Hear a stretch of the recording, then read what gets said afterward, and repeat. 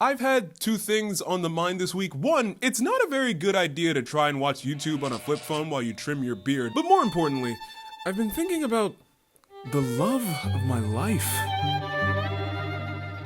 Why did she leave me? The word value used to mean something. For example, the incredible value you can get from using today's sponsor, Squarespace, but also the food we bought. There was a time in my life where I used to be able to go to a fast food spot with nothing but a pocket full of quarters I took from my mother's car and eat like a king. And it had been a thing for decades. Wendy's started theirs in the late 80s, Burger King in the late 90s, McDonald's in the early 2000s, but fast forward to today, fast food prices are almost unrecognizable. How did we get here? Has my generation not been through enough financial turmoil? Yeah, I knew I was never gonna own a home, but did you have to take the McChicken as well? Animals!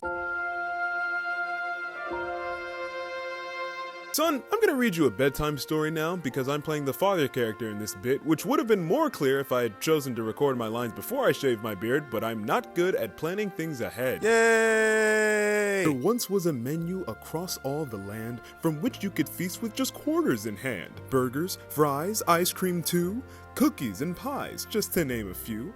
Yes, all in the kingdom could eat well each day until a mythical beast came to take it all away. What was the monster's name, Papa? Decreasing profit margins. What? Yeah, this is an e-textbook from a business college. I was just trying to make it fun. I can't understand that. I'm 6. You can tell by my lack of facial hair. Hey! A profit margin is defined as a portion of a company's sales revenue that it retains as a profit after subtracting all of its costs. In other words, if you can sell something for $1 that only cost you 70 cents to make, then congrats, you just made a 30-cent profit. You have a profit margin of 30%. As you can probably imagine, most businesses want to have a pretty high profit margin, which means you're either bringing prices up or you're bringing costs down. So it's at this point we have to ask ourselves, how much money could you possibly make selling a burger for $1? I wanted to find out. So I sat down with former McDonald's CFO Thomas Cow to see if I... No, just kidding. Why did you think that was gonna happen? No. Instead, we're going to be using a very loose estimate that I found from a Quora post that's 9 years old by a guy named Cody. Cody says he was a former department manager in training at a McDonald's, and he gave a sample breakdown of what it would take to make one of these burgers. And because fast food companies don't just publicly reveal their operational costs, this is probably the best thing we have to go off of. In his area, at the time he wrote it, a McDouble was $1.19. And of that money, he loosely estimated that between the meat, the buns, the pickles, the ketchup, the onions, the cheese, and the mustard, it would all come out to about 36 cents worth of ingredients. So perfect, you subtract 36 cents from 119 cents, boom, that is a profit of 80, hold on, I can do this. An engineering major, by the way. 9 minus 3, 6. 83 cents. Boom, that is an almost 70% profit margin. Ladies and gentlemen, that is what I like to call business. No, that's not how that works because we forgot to account for operational costs. And so for each McDouble sold, Cody estimated that it covered about 15 cents worth of electricity, 15 cents worth of labor, 17 cents worth of insurance, and about 25 cents of other miscellaneous things. So at a price of $1.19, it makes a profit of 11 cents. Business doesn't feel as good the second time. Now, don't take that super seriously. I can't verify these numbers, obviously, but this is just to make a point that the dollar menu on its own was not meant to be super profitable. So why make them? Well, because we're fat losers with no self-control. The philosophy was you get the customer in the door with the $1 deal, and then while they're at the counter, they'll reason, well, I'm already here, I may as well get something else. The brands were banking on the fact that although they may not be making much money from the $1 purchases, it's going to all add up once you factor in all those extra purchases that a person makes at the counter. Higher purchases with higher profit margins. At least that's how corporate saw it. Franchisees, they had a different opinion. Have you ever been to a McDonald's and seen a sign that says something like locally owned and operated and you thought to yourself, no, Mr. McDonald's owns you, you idiot? Well, then let's briefly discuss the idea of franchising. Brands like McDonald's, Burger King, and Subway are franchisors, which is defined on Investopedia as a business that grants individuals or companies the right to operate branded stores and sell products or services in exchange for fees and royalties. I said that in one breath. That's impressive to me. So if you wanted to open up a McDonald's, you'd pay a one-time fee and then you'd also give a small percentage of the sales you made that month, and then whatever's left over you get to keep. Which sounds fun and all, but it is a very serious investment. Do you know how much money it costs to open a McDonald's? Somewhere between 1.4 and $2.6 million American dollars. So as a franchise owner who is deep into this investment, you want to make sure you are maximizing profits everywhere you look. And that's kind of a hard thing to do when you're selling burgers for $1. Many franchise owners often complain that dollar menus and similar value menus cut into already thin profit margins, and it a lot of times stirred up issues. Sometimes it's a little funny, like in 2008 when franchise owners complained that selling a double cheeseburger for $1 was too expensive. So after making complaints to McDonald's, and I can only imagine some intense negotiations, both McDonald's and the franchise owners came to the compromise of agreeing to take one of the cheese slices off to save costs. And that's how the McDouble was born. Or profit margin issues can get almost comically bad, like in 2009 when Burger King franchisees sued Burger King for forcing them to sell cheeseburgers for $1. What was the problem?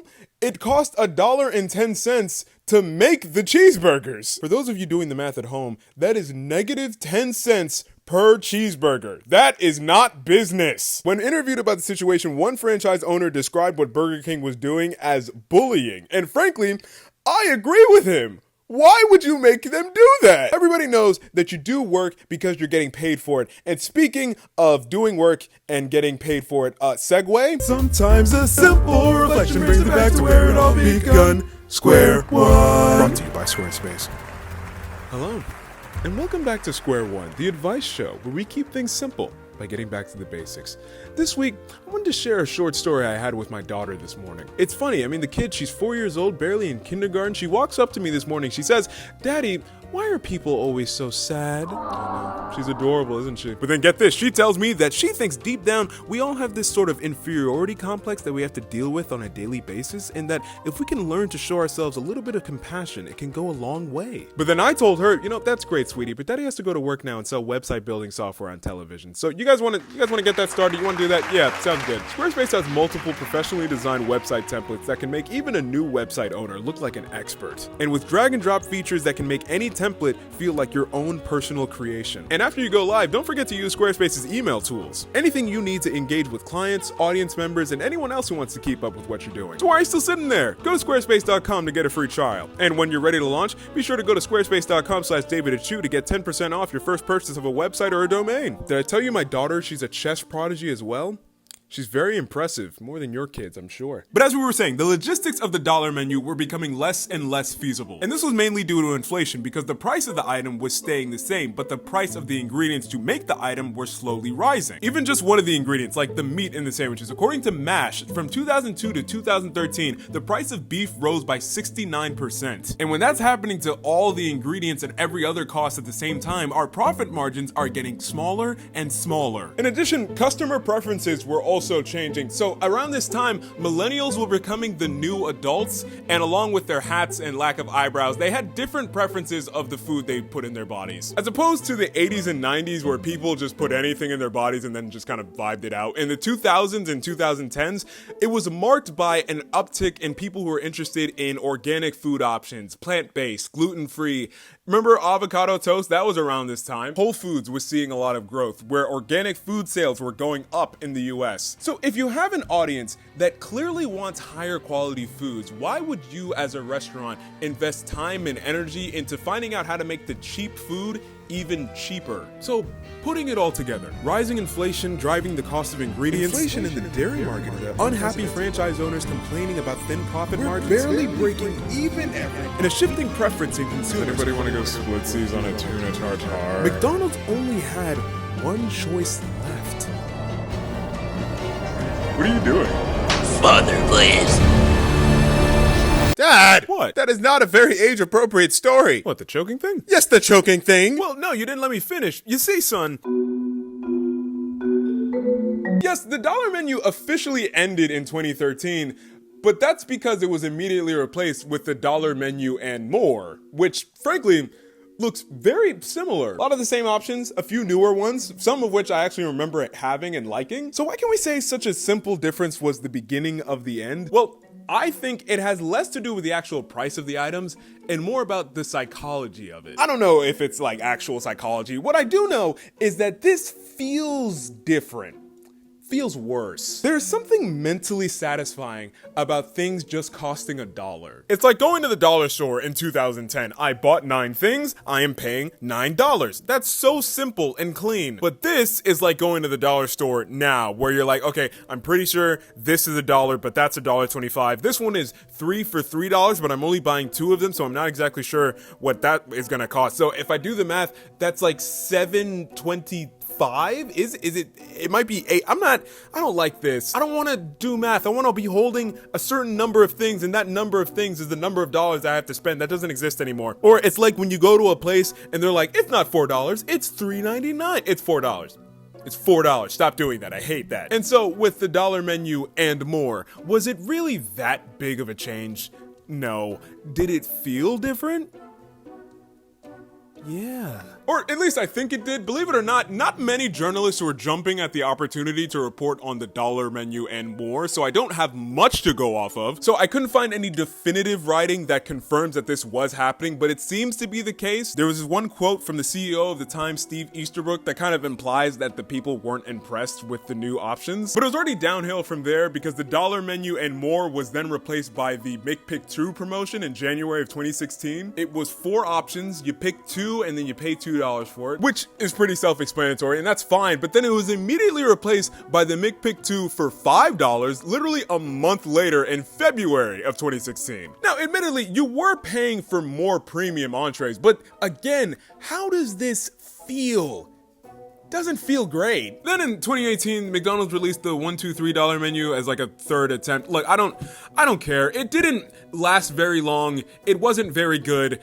Consumers didn't like it. It didn't perform very well. I don't care. It was fine. It got to a point where the only thing listed as the $1 mark of the $1, $2, $3 menu was a drink that was $1.50. I'm not joking. That's a thing. Look it up. But it's not really a thing anymore. And yes, there have been like different promotions and different coupons within the app, but that's not whatever. This era is done. The former fast food landscape that we all knew and loved is gone.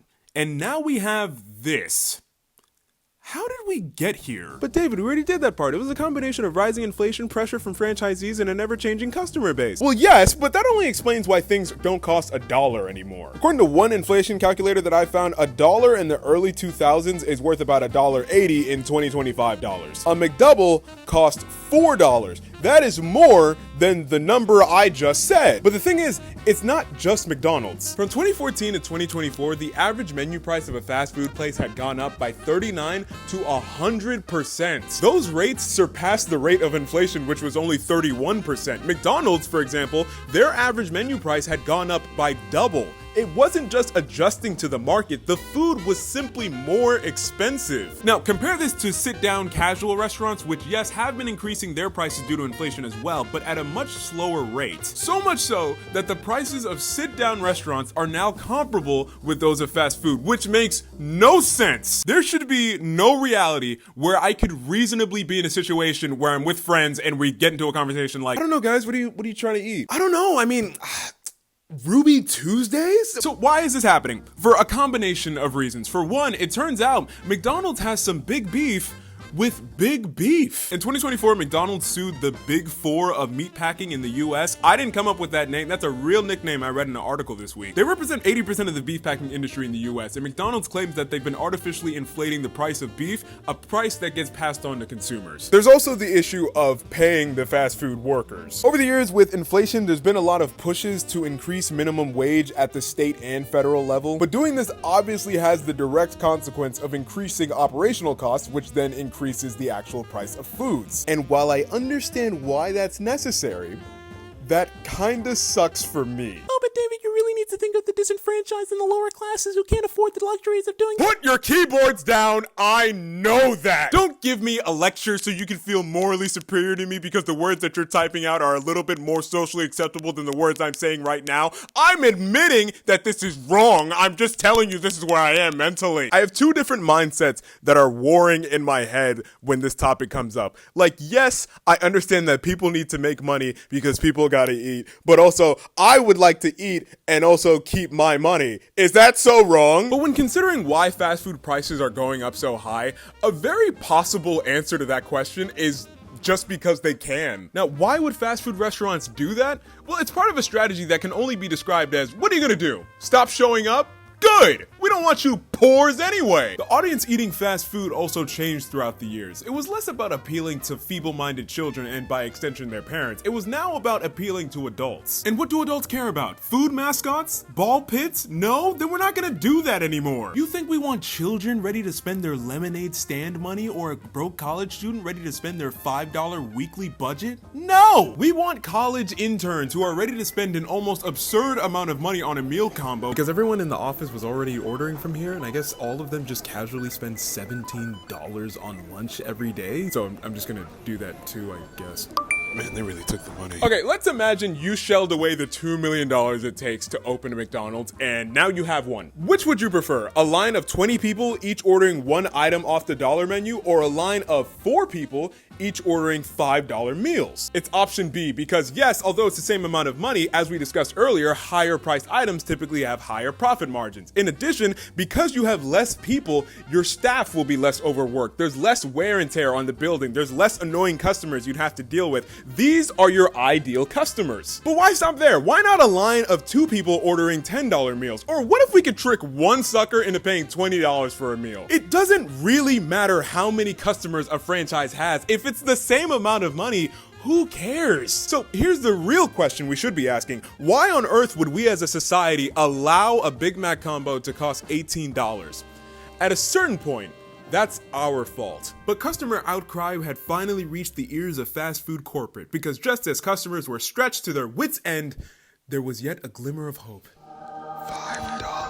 She's beautiful. Yes, although not exactly a return to former dollar menu glory, it seems that there's this new trend of fast food chains returning to cheaper foods by means of value meals that typically cost $5 or less. There's the Wendy's 4 for $4, the Taco Bell Cravings Box, whatever Burger King is doing right now. I really didn't care enough to Google it. And of course, the McDonald's $5 meal deal. What was originally supposed to be a promotion that would only last a month, it's now been running for a year and has been received kindly by customers and McDonald's stock price. I truly get this meal all the time. If it did not exist, I would be going to McDonald's 80% less, if at all. Dare I say it, we may be at the beginning of a cheap food renaissance. My wallet is happy, my taste buds are happy, McDonald's corporate hasn't taken it off the menu yet, so they're probably happy, and the minimum wage worker, well, they're probably not happy, but I didn't look into that because I feel like I wouldn't like the answer, and it's gonna ruin the happy ending I'm trying to create here. And so, son, that's the story of the dollar menu. Isn't it beautiful? Are you crying? I'm sorry you had to see me like this, son. I love savings. I mean, is there anything else we could possibly ask for? Could we get cheap salads? I'm sorry, what's that? No, I mean, cheap sandwich meals are great and all, but I can't eat that every day. I'd die. Well, yeah, but... No, I'm just saying vegetables are cheaper than meat, so why has there never been a dollar menu for salads? There used to be a side salad on the dollar menu. Did you ever buy it? Well, that's just... No, you didn't, because it was probably just a cup of iceberg lettuce with a single grape tomato in it. Why is it so hard to find a place that makes convenient, good-tasting salads that are actually affordable? I don't know, is $14 for a salad really that bad? A few minutes ago, you were complaining about a $4 McChicken. That's different!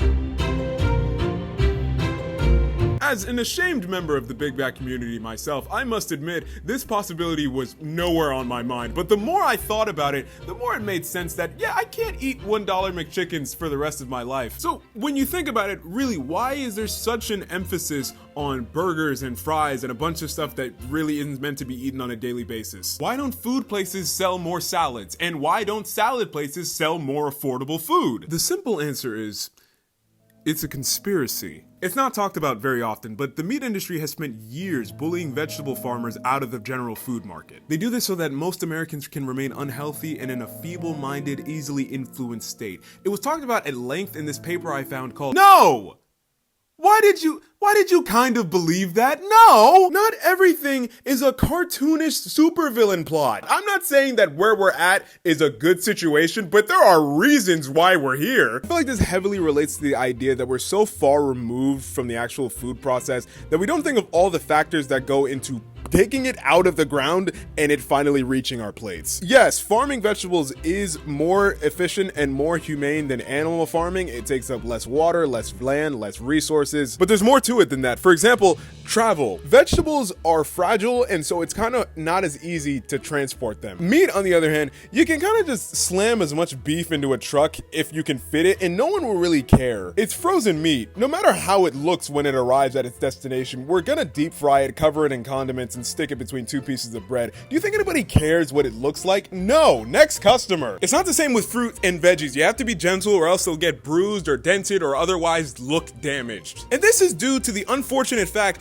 that vegetables need to look good if you want people to eat them. As unimportant as it might seem, people aren't gonna eat veggies and fruits that don't look pretty. They're not gonna be like cooked and covered up the same way as meat. So if they even look a little wilted or pale or dented or weirdly shaped or anything like that, people just aren't gonna find it appealing, even if it is 100% safe to eat. In fact, there are entire food services based on the idea that there are perfectly edible foods that go unsold because it's just not as aesthetically pleasing to look at. There was this video of a guy on TikTok who said he used to work at a McDonald's test kitchen, and he used all those reasons and a few more to explain why salads at McDonald's are gone and they probably won't come back. The biggest reason is because salad does not last long. Ground meat, which you can use a variety of different portions of the animal, are ground, so you don't know what it looks like. You can freeze beef. You can refrigerate beef in gas flush containers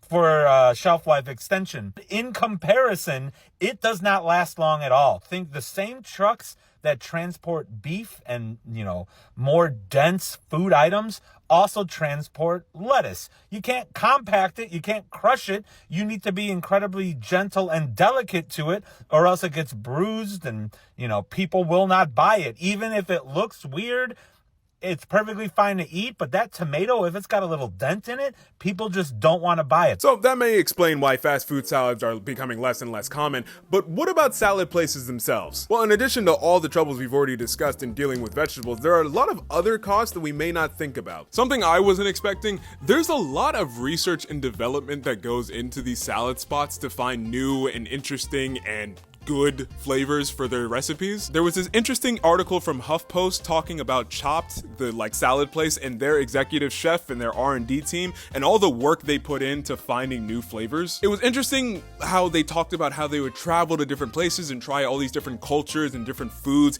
because they were trying to find new ingredients, and they balanced it all out, weighing all the factors based on things like cost and flavor and texture and even color. But as interesting as that process is, it's not free and it's not cheap, and that cost is directly related to how much each of those bowls cost. So why put all that research and development work into these salad bowls when America has shown they're not that picky when it comes to eating fast food? I'm not gonna lie, if the food didn't look like this, and the restaurants when you walked in you immediately got that smell, and if it didn't taste super unique and something that I had really never had up until that point, I probably, in my mind, wouldn't have been able to convince myself that this was an actual full meal. Because typically, when I think of a salad, I think of the standard side salad, like iceberg lettuce, grape tomatoes, weird shredded carrots that you think is shredded cheese at first, but then you bite it and it's sad. Even when it's colorful, it's still dry and you choke it down. I don't like that. To me, picking up a fast casual meal has always meant a piece of meat between two pieces of carbs, or a piece of meat wrapped around one continuous piece of carbs, or a piece of meat on top of a lot of little pieces of carbs. So if these places were a little more boring and not as interesting, even if it meant slightly lower costs, would I go to them? Probably not. And unlike fast food, it's not like a lot of these places are high priced just because. In fact, in some cases, it may be lower than it should be. It was reported by Sherwood Media in 2024 that Sweet Green, another one of these salad chain places, for every $15 they make, they spend $17.50 in operational costs. One of those reasons being what we talked about earlier about how ingredients like vegetables are fragile and hard to source conveniently and cheaply, but also because it's something that I really wanted to talk about, but I didn't have the time to really get into, the Farm Bill. It's this piece of legislation that dates back to World War II that subsidizes a lot of the foods that we find in fast food things, meat or wheat or soy or dairy or corn, but it doesn't cover things that are typically found in salads, like fruits and vegetables. And son, that's why we can't have affordable salads. It's impossible. Have you tried making one yourself? It's not that hard. I mean, it's don't tragic, think. sure, but you know, that's just the way the world is. You can drive, just go to a grocery store and buy the ingredients for a salad. Make it at home. So now you understand why the monthly salad bill is so high, you know? There's no other way. All the ingredients they're waiting to be purchased in a store conveniently close The to only the solutions house. are to eat disease-inducing fast food every day or go into debt over salad wrap. Or you could cook from home. You could cook from home. That's what you sound like. Don't be ridiculous. I wish Mom was still alive.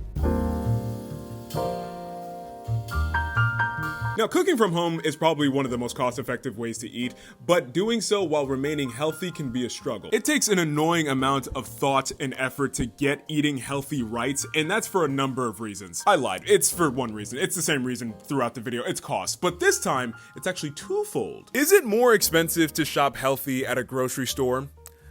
I think maybe. Because if you go on Reddit and you ask that, it's just a bunch of people talking about, well, in my local store, you can buy a whole pound of kale for half of a nickel. You guys are just so lazy. This generation, and it just goes on for like 4 other pages. And yes, figures can differ from area to area, but overall stats seem to suggest that eating healthier can sometimes be more expensive. In fact, according to a statistic from World Bank, about 3.14 billion people, 42% of the world's population, could not afford a healthy diet in 2021. And the World Obesity Federation reported that roughly 51% of the world could be obese/overweight by the next decade. Also, do you even live close to a grocery store? There are about 2 million Americans who live a mile or greater from the nearest legit grocery store, and they don't own a car. Meaning that even if it wasn't a money problem, the time investment you would have to put into getting there and then getting back and cooking all that food would be kind of a lot. We have to adjust our perception of what healthy foods look like. For example, this whole time that I've been talking about healthy foods, I've just been saying salads. Because for me, and I feel like it's fair to say for a lot of people, that's what immediately comes to mind when we think healthy food. Plate full of raw vegetables. And yes, while that is healthy, isn't a plate of rice and beans and some frozen broccoli that would be way cheaper than a salad bowl, isn't that also kind of healthy? You know what I'm saying? Like, the perception, if you put those two options in front of you, you're automatically gonna think, oh, the salad's much healthier. But is it? Like, actually? Like, what does it mean for a food to be healthy in the first place? We often hear the word nutrition and the phrase nutritious meals, but we don't actually know what the word and phrase mean. Frankly, I did reading for this video. I'm still not completely sure what it is. What I do know is that nutrients are defined as the chemical substances found in food, and nutrition is defined as getting the right amount and combination of nutrients needed to keep a body functioning. So that means finding the balance between your macronutrients, which includes your carbs, lipids, and proteins, and your micronutrients, which include vitamins and minerals. Am I now going to give you tips and tricks on how to hit your nutritional goals with every one of your meals? No, I'm not qualified for that. I am deathly afraid of giving inaccurate medical information on the internet. Go talk to somebody who has a license in this, not me. What I can say is that what I've read and seen in videos and articles in preparation for this video is that healthy foods can come in all sorts of shapes, sizes, colors, and amounts. So you may be surprised what counts as healthy and what doesn't. Look it up. Try it out for yourselves. You may take a look. It might not be what you expect. You may be doing better than you think you are, but in all likelihood, you're probably doing worse. But it's okay. You're doing research. You're improving. That's good job. Good. Eating healthy, like every other annoying part of being an adult, is essential and can only be done with proper planning and self-control. We're not going to be perfect, and we all have many different factors to consider in our own personal lives to get this to actually work for ourselves. I am a single man with a fake job and no kids. My circumstances are entirely different from yours. You know, it's gonna be different for, I don't know what struggles you have in life. Some of us are going to be able to eat healthier than the rest of us, and you know, well, that's fine. I'll never be able to afford Air One. Frankly, I don't think I want that much money in my life. That's too much money. But as long as we maintain a healthy mix of fast food and fast casual dining and salad places and making food at home and also giving enough time to do all these things and saving enough money to enjoy them reasonably, it's a really tight balance. So no, we may never again see a true dollar menu. But that's okay. Because at the end of the day, maybe Mom was right all along. Maybe there really was food at home.